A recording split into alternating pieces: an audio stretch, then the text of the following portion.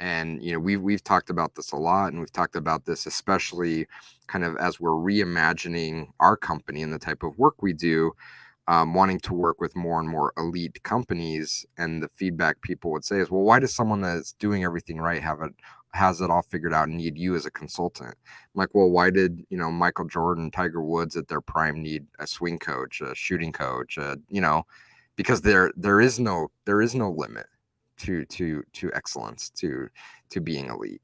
And the people at the very, very top know that, and are willing and able to be. And I think at that point, they're probably not even uncomfortable. They were probably more uncomfortable saying, I have it all figured out. But for most employees, I absolutely understand how incredibly difficult it could be to say, I don't know. I'm not an expert. And as consultants and agencies, we need to be empathetic to that. But we also need to help them overcome that, because if they can't, our ability to influence their direction, their career, their performance, and therefore the company they work for's performance is incredibly, incredibly limited. I know our listeners love our sports analogies. Yeah, and sure. if you think it's bad, the number of times we bring it up in the podcast, you should hear our one-on-one conversations. We're always talking in that. But you bring up a good point, because I was going to ask, like, why vulnerability is seen as such a weakness, but yet there's so many obvious examples of those that people consider to be elite had someone there instructing them on what to do.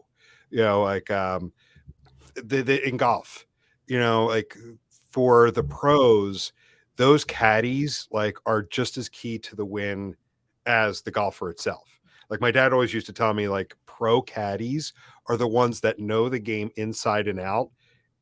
They just didn't have it, say, physically.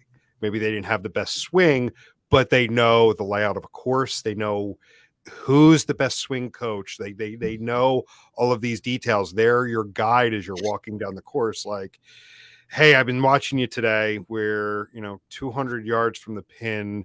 The wind's coming in this direction. Use this, not that. Use this club versus that club to get you as close as you can. Like they were like these were people that knew the game just as good as pros. They were just so close to making it. And they actually, in some cases, made better coaches than whatnot. So yeah, it's an interesting dichotomy that in the business world, saying, I'm not sure, I don't know, maybe we should get another opinion here, is seen as weakness. Yet in sports, the most elite are the ones that go out and seek the best coaches.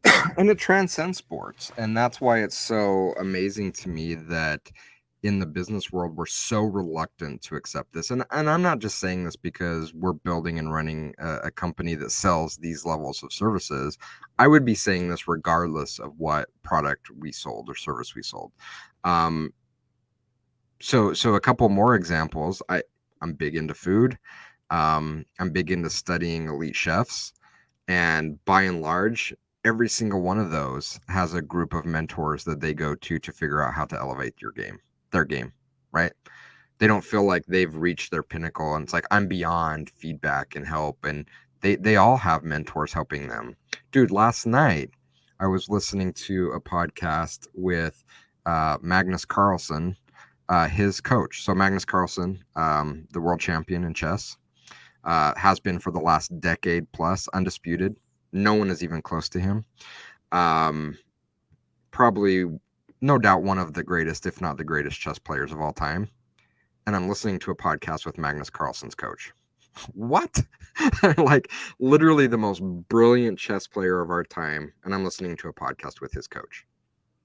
So, if Magnus Carlsen seeks a coach, if Michael Jordan seeks a coach, if Jiro or your favorite chef seeks a mentor and a coach, why isn't that we in positions of business, as a business analyst, a manager of a team, a CIO, a marketing vice president, why is it so unnatural for us in those roles to seek a coach?